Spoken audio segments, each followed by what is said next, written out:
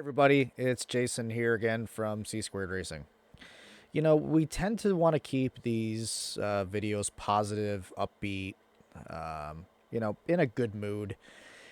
But today, guys, I got to be honest, we're going to talk about something negative. We're going to talk about something that everybody hates, everyone despises, everyone fears. We're going to talk about something that any of you who get engaged in sim racing have come to know all too well, and that is Netcode. People have experienced netcode, but may not know what it means. In fact, there's actually no set definition for what netcode is. It doesn't really have a agreed upon definition by anybody. It's generally understood to be what happens when you get systems out of sync, connected network systems. So in the world of gaming, if you're into multiplayer gaming, this essentially means that you've got two people on two different systems, maybe connected through a central server, and their data isn't quite synced up, such that you get lag or latency issues when they play. Now, in a lot of multiplayer video games, this is not a big deal. You may not even notice it. You're talking about things that are off by just split seconds or very small amounts spatially in terms of like a character on a battlefield or something like that. But in the world of sim racing, we're simulating objects that are moving at very high velocities, very, very close to each other. And that's where netcode starts to become a major problem. Even when you have very fast systems with very low latency, you can still have these minor delays, minor data losses that can result in problems in the simulator. Today, we're going to talk a little bit about what that is, what it looks like. We're going to talk a little bit more about what causes it, and if there's anything that we can do on our end to help prevent it. Okay, so the first thing we want to go over is essentially how a network is set up. Now, we're talking about multiplayer gaming here where the players are not in the same place. So this is different from how maybe when people of my age were kids and we would play multiplayer games where we'd all get together in the same room and we'd have controllers hooked up to the same console, essentially all the processing being done for all of the players on the same local unit. In that case, all of the data for each of the players' inputs is essentially being done instantaneously locally. Nothing is really moving outside of that console. So if you were on an old Nintendo or a Sega, everything was done right then and there. And so multiplayer gaming was not really subject to any kind of latency issue. You didn't have a problem with one of the players lagging behind another. As PC gaming got more popular and we moved away from LAN parties. LAN is a local area network where everybody is using different computers, but they're still on a local network where everybody is connected more directly to each other, not really utilizing the internet. Once we got to more internet-based multiplayer gaming, where people were in different parts of the world, different parts of the country, and we were utilizing the internet and the network infrastructure that goes along with that, we started to get more into these issues. Everyone who's connected to a network and is sending and receiving data over that network is going to be subject to any of the restrictions. I'm going to bring up a basic diagram of what a network might look like. And here in this diagram, you've got essentially, a computer, a phone, any kind of network device that is plugged into the network and then connected to a server at some distant location. Now, in the case of, say, iRacing or some other kind of racing simulator or any type of multiplayer video game per se, that central server is going to be where all of that data is brought together. So that's going to be, call it iRacing headquarters or what have you. That's where all of the different racers' data is going to be brought together, and that's where it's going to figure out how everybody's interacting, and everybody's data that is downloaded onto that server is then going to be redistributed back out to everybody else so that when you're driving, you can see all of the other drivers on your screen as well. Now, this diagram that I'm showing you is pretty simple, but the cloud that represents the internet is actually a complex web hence the World Wide Web nickname, of a lot of different kinds of cabling and transmission equipment uh, that is necessary to get any piece of information from one place to another. So when you send a piece of data from your computer, it's going through the network equipment you have in your house, whether it's your Wi-Fi router, whether it's your cable modem. It's going through all of the underground internet cabling that you have in your town. It's being connected to nodes, which connect your town to other towns, cities to other cities, states to other states, and so on and so forth, until eventually it works its way through that network and gets to the server. And then all of that data has to be processed on that server and then sent back to you. And this happens in a fraction of a second. If you've used iRacing, you may have noticed indications for ping time. You may have seen that in some of the driver lineups. It'll show the ping time for each driver next to their name sometimes. And that is an indication of how fast the data is bouncing back and forth between that person. The smaller that number is, the faster that data is moving back and forth. Even if you have very fast times, very low ping times, something on the order of, say, 60 milliseconds, uh, even in that small amount of time, a car traveling around a track in iRacing might travel between 10 and 20 feet, which means that if I were to have my position data, the data that says that this is where my car is on the track, all of a sudden corrupted or missing or inaccurate in some way, that placed me maybe a cycle behind, a cycle being one of those, say 50, 60 millisecond intervals. My position of my car could be off by 10, 20 feet. Well, that's more than enough to cause an accident in iRacing when your distance between cars might be a couple of feet. So that's where the problem lies, and it's due to primarily what we call latency, where data is held up for one reason or another. Either data is lost or data is delayed, and it's not able to get to that central server to be processed along with everyone else's data. And so you'll sometimes have one driver who starts to have problems. And we'll talk about what that looks like. I'll show you a little bit of what that can look like in terms of when it causes an accident. But we'll also talk about the way that the system deals with it and tries to prevent it from ruining your day.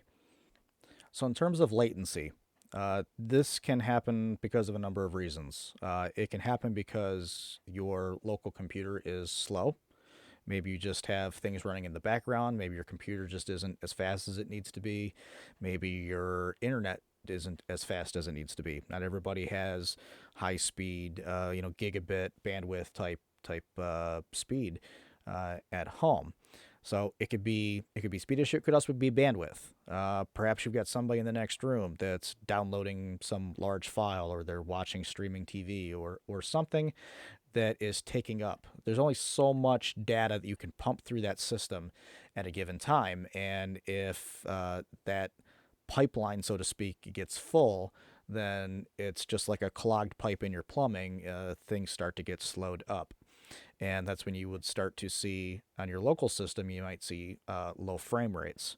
But that can also happen for a number of reasons too. So anything locally that would cause a performance slowdown, that would delay you being able to send your data out on the network, that could potentially cause a problem at the other end of the system.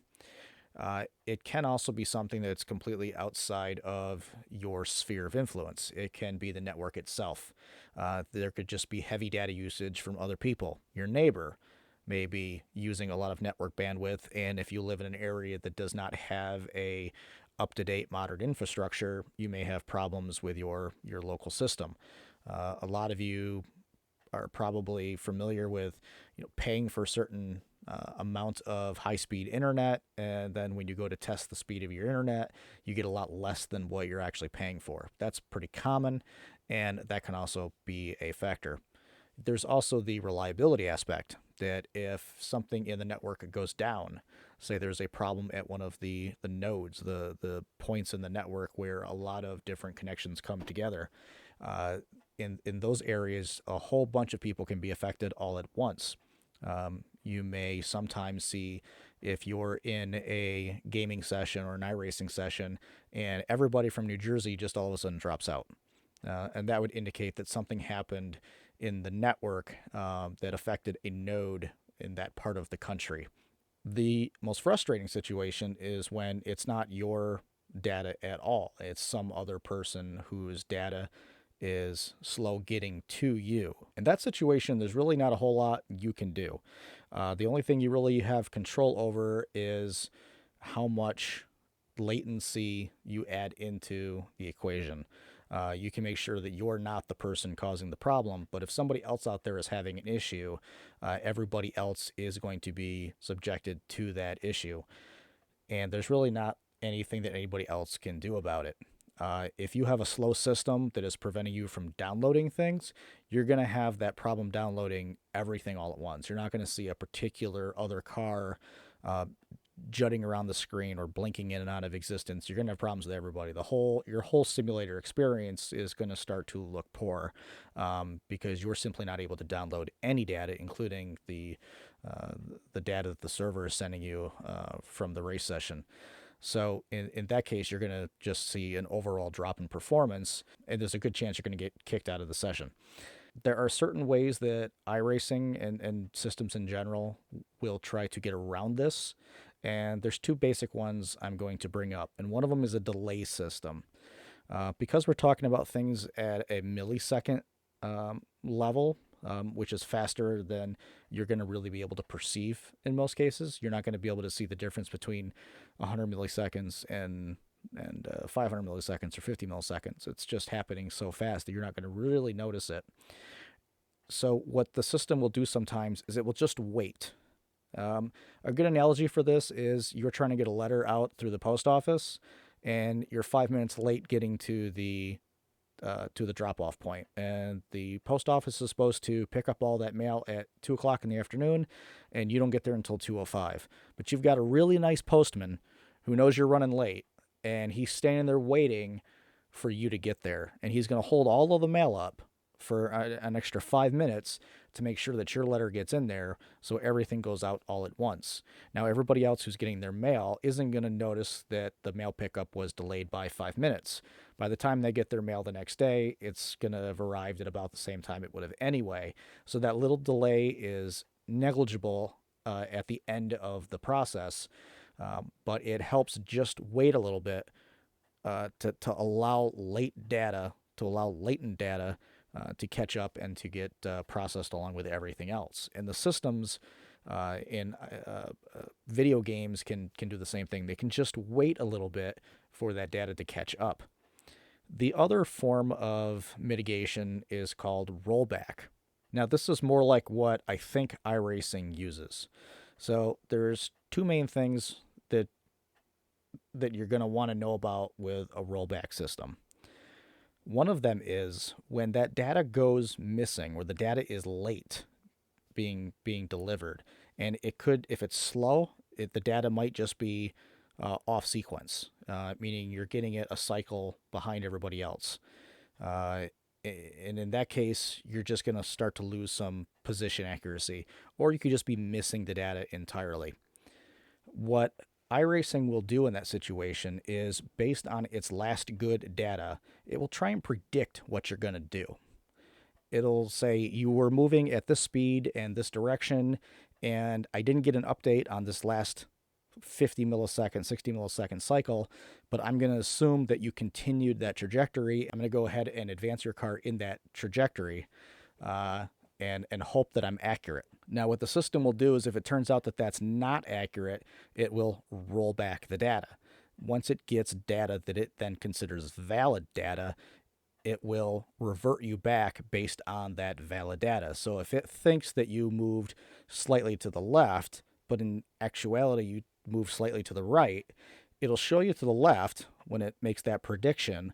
It'll then realize it was wrong, and then it'll jump you back to the right where it knows that you actually are. And that's where you sometimes get cars in iRacing seeming to jump around a bit. That is the system making your prediction and then correcting. The problem is that during that process, that incorrect prediction can put you in a conflict with another car on the track. And when I say conflict, I mean it thinks the two cars hit. And when that happens, an accident happens. Now, if you're the victim in that situation, if you're the car that gets hit, your data is valid. So what's happening to you is considered valid data. iRacing is getting good, usable information from you. Unfortunately, in this case, a lot of what's happening to you is based on invalid data from somebody else. But your output back to the system is still considered good. The system still reads you as having a good connection. So in that case, you suffer the consequences of that anticipated contact. In other words, you get wrecked. But even after the system realizes that that car wasn't really there and puts it back in the correct position where it should have been, because it's still considered your data good, you stay wrecked. And the reason I bring this up is because we've probably all seen those examples where we've been in an accident with a car, where a car comes down and comes over across us and hits us and knocks us into the wall, and both cars are damaged, and then we look out our windshield, and all of a sudden the car that hit us magically goes back to being in pristine condition and just drives off like nothing happened. And people go, well, wait a minute. Why do I get wrecked and that car gets fixed and sent on its way? Well, that car's data was not valid data, and the system rolled it back and corrected it and allowed that car to continue based on the data that was good. Unfortunately, before it did that, that bad data resulted in you being crashed. But since your data was not considered invalid data, you were not suffering from latency issues, your data does not get rolled back. And so you stay wrecked. And that's where the real crime comes in. And that's why everybody gets frustrated and hates Netcode. Sometimes both cars stay wrecked, but sometimes you get those examples where from the perspective of the innocent victim, you're trashed and the other person drives off. And a lot of times the other person doesn't even know the accident happened because from their point of view, they didn't make contact. And I've been in that situation too, where I've had a car on my left and I was going just on my line, and all of a sudden the car next to me just spins out for no reason. And I'm like, what happened? And the guy goes, are you kidding me? You just slammed into me. And then when you go back and watch the replay, there was 2 feet between you and nothing ever really happened. So that's what happens. Here's actually the diagram for a rollback mitigation system. And I'm not going to go through this, but essentially what's happening here, as I said, is the system is usually inputting some bit of a delay to use that delay feature to try and let the data catch up. But if that data is missing, it is going ahead and making that prediction and then waiting to see if that prediction turns out to be right. And if that prediction is not right, it then rolls that data back to the last good data, or to the new good data, I should say, and proceeds from there. I'll show you here in a second what it looks like when that process is actually playing out in an iRacing session. All right, the first video I want to show you actually comes from Matt Malone, who is another YouTuber who does a lot of iRacing content. And I'm going to play his video. And if you get a chance, check out his channel. He's got a lot of other really interesting iRacing videos. But this particular one caught my eye because it's one of the most extreme cases of netcode I've ever seen. And I'm just going to play the video. Hi, this is Matt Malone, and I stream iRacing. And today we did street stacks. And just wanted to point out the extreme netcode that we see here between me and the 7 car.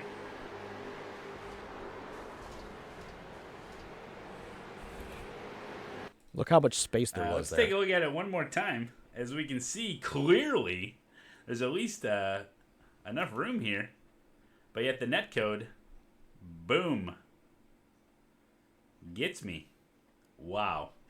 How are you supposed to race close if that's the kind of netcode you get?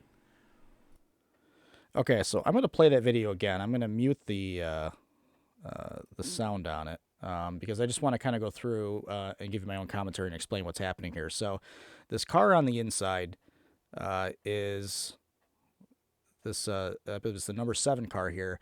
That is the car that is experiencing the netcode. Its data is being delivered either late or there's missing information going to the server. And so the iRacing server thinks that the car is much, much closer to Matt's car. It thinks it's much farther up the track. Now, you're not seeing it in the replay because the replay includes the good data. But at some point, the system thought that those two cars were close enough together to hit. Here, I'll restart the video and we'll show this again because it's important to watch this. And I'll show another example here in a second too, but I want to focus on this one right here because you see what happens here is that that Matt's car, the red car here, detects a collision and gets knocked into the wall. The 7 car continues on. Now, from the perspective of whoever it is that's driving in that number 7 car, nothing ever happened. That driver, on their computer, on their screen, they are down on the white line on the bottom lane, going about their business, no problem. They may not even see Matt's car and realize that he got into an accident until a yellow flag comes out. Matt may not even see that either, depending on how the data is and how quickly that rollback is happening. The collision may get detected. But Matt may never actually see that car move up. It could have been something where it was a instantaneous change in position that then created the indication of contact. So you don't even see the cars. Both people see that huge 10-foot gap between cars. Sometimes from the perspective of one of the drivers, you will actually see the car move if it receives enough latent data. It will actually appear to the person in the car that the car experiencing the latency is actually moving and is actually making contact. And this is where a lot of times you'll get these arguments in iRacing. Hey, you didn't hold your line. What are you doing weaving back and forth? And the other guy's like, I was holding my line. I was going straight. What are you talking about? They may both be right. It's entirely possible that both drivers saw something completely different and they weren't seeing things. They actually did have different things being shown on their screen because the data being sent to their computers was not all necessarily the same.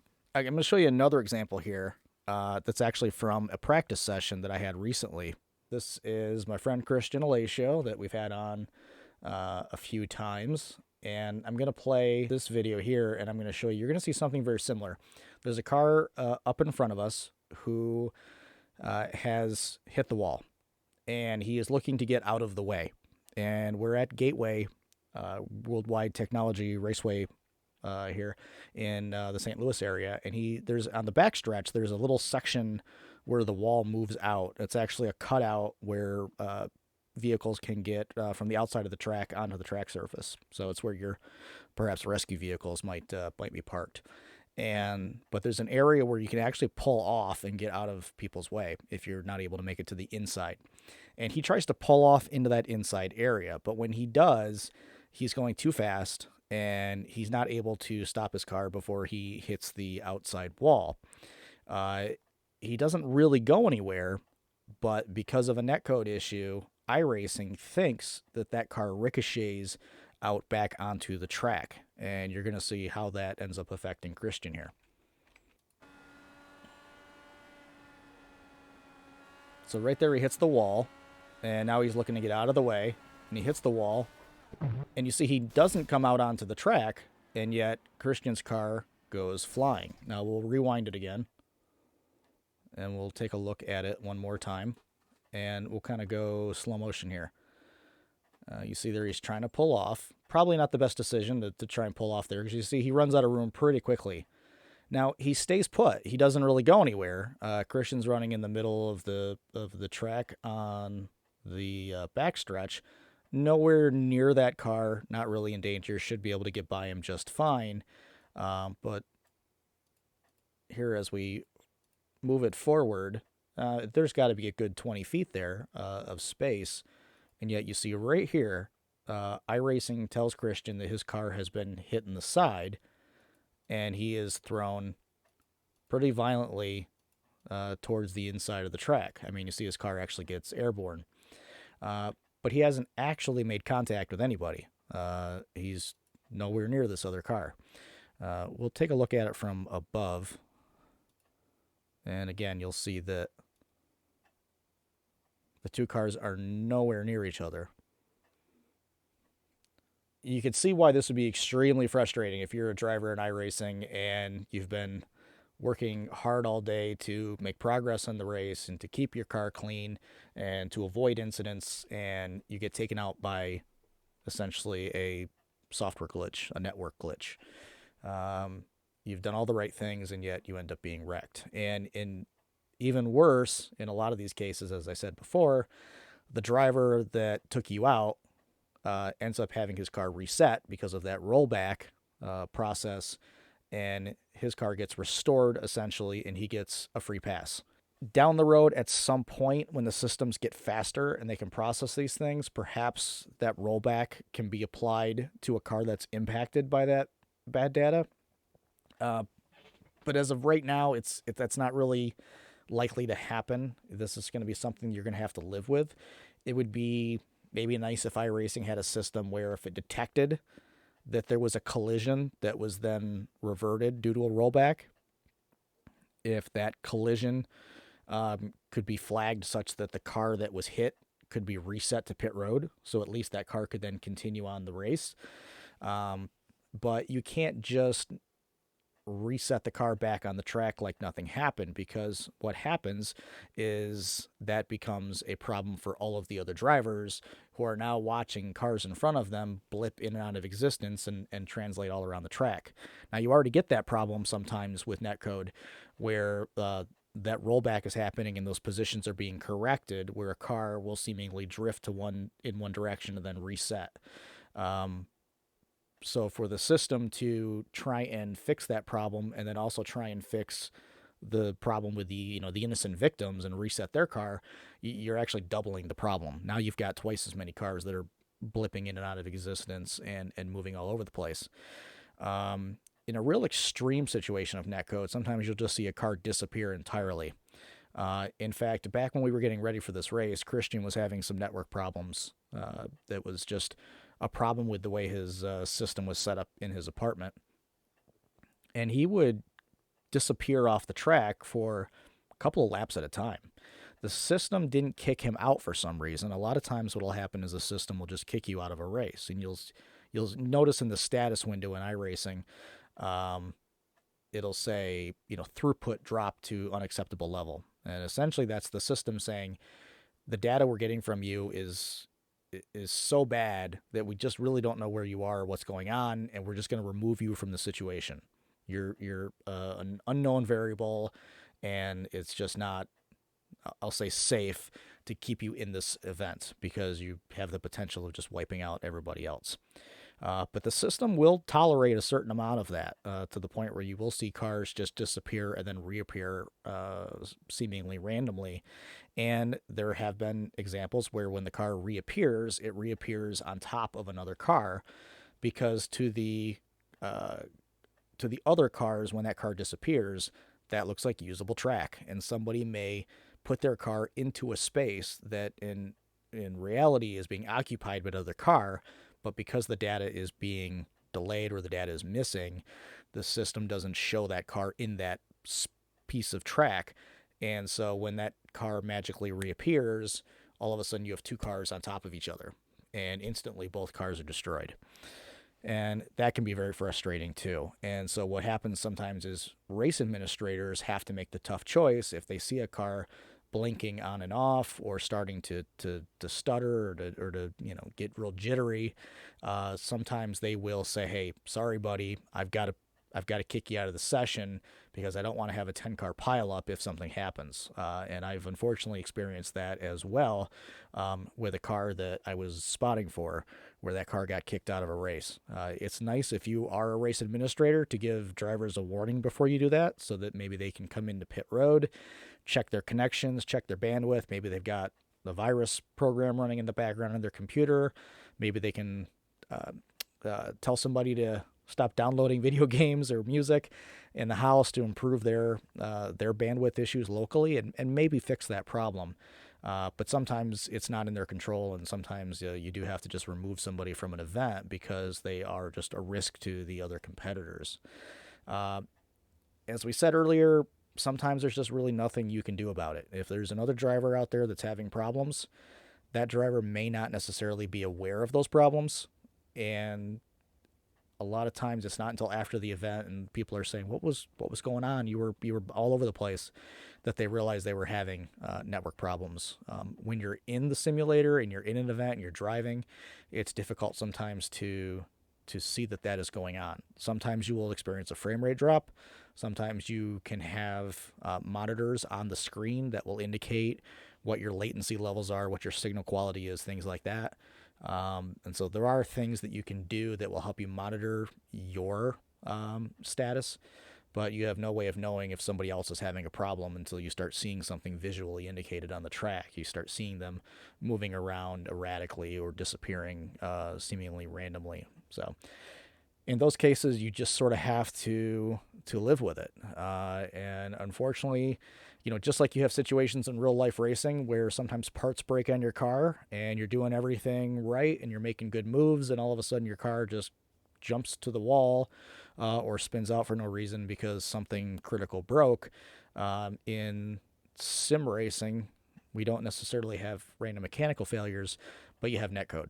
And it results in the same frustration. It's unrealistic in the sense that in the sense of how it happens, in the sense that it's a network issue, a software issue, but that frustration of having something that you can't really do anything about go wrong and take you out of a race in a heartbeat. That is something that is a part of racing. I've had races ended because of suspension failures, where nobody driving the car did anything wrong. There was no accident. It just something in the car broke, and it ended our day. And that's the sim racing equivalent of that is netcode. And it's super frustrating, and people get really upset about it and really angry about it. But it's just something I think that we're going to have to live with. I don't see it improving. Infrastructure can improve. People can improve their systems. I always keep my system hardwired. I don't use the Wi-Fi so that my data is always being transmitted at the highest rate possible. But as systems get better, able to handle large amounts of data and those ping rates come down, the demand on those systems tends to go up. People are streaming more than ever. They are downloading more than ever. Multiplayer gaming is requiring more and more resources than ever, and it's hard to predict who's going to win that battle, whether the demand is going to outpace the supply or vice versa. So netcode may be something that is just something that we always have to deal with in gaming. And of course, in iRacing, as I said, when a dropped piece of data can cause you to be 10 or 20 feet in the wrong position, as we saw in some of these videos, um, that's going to continue to be a problem. If you're playing Call of Duty, that may not be a big deal. Um, you know, in the span of 50 or 60 milliseconds, you might move an inch, and that's not going to make a big deal in a game. But in iRacing, that's going to, of course, cause a problem every time. So I know this was a very technical video. I hope I didn't get too nerdy on you. My engineering background maybe came out a little bit here. I'm not a software engineer. By all means, if there's anything I left out or got wrong, please go ahead and correct me in the comments, because it helped me learn what I don't already know. But I think sometimes understanding this stuff helps a little bit, so that when you see things going on track, you can understand at least what's happening and why it's happening. And the best you can really do is stay clear of those cars and hope that the errors that are happening are such that you can be far enough away to avoid them. And if you get into some of the situations like we saw tonight in these videos, there's really not much you can do. When you're all the way against the outside wall and the other guy's all the way against the inside wall, and the system still says you guys hit, there's only so far away you can get from somebody, and so sometimes you're just gonna be an innocent victim. But that's why maybe understanding what's happening makes it a little bit easier to swallow. Probably not, though. It's a frustrating thing. It's probably part of sim racing. Permanently, it's nothing that's it's not a flaw in iRacing, I guess is what I'm trying to say. And it may not necessarily be a flaw in anything in your system. It's just a natural limitation of the network that we're all using. And unfortunately, iRacing is just especially vulnerable to that sort of thing. So that's what it is. I hope this video was helpful. I hope at least it helped you understand what Netcode is, gave you a little bit better understanding of what is happening, behind the curtain when you're in a iRacing event or any other kind of multiplayer gaming, whether it's iRacing, R Factor 2, or Call of Duty, or Fortnite. Any of these things, it's all they're all going to have these potential issues. So hopefully you're gonna walk away from this video a little more knowledgeable than you were before. If I learn more about this topic and I think there's something interesting to share with you guys, maybe we'll do another video in the future. But that's really as much as I understand the issue. That's about the extent of my knowledge on this topic. So I'm gonna go ahead and end the video. I appreciate everybody sticking with me through this rather technical video. If you haven't already, if you like this video, please like and subscribe. It really helps us out a bunch. Hope you guys have a great rest of your day, and we'll see you on the next lap. Bye, everybody.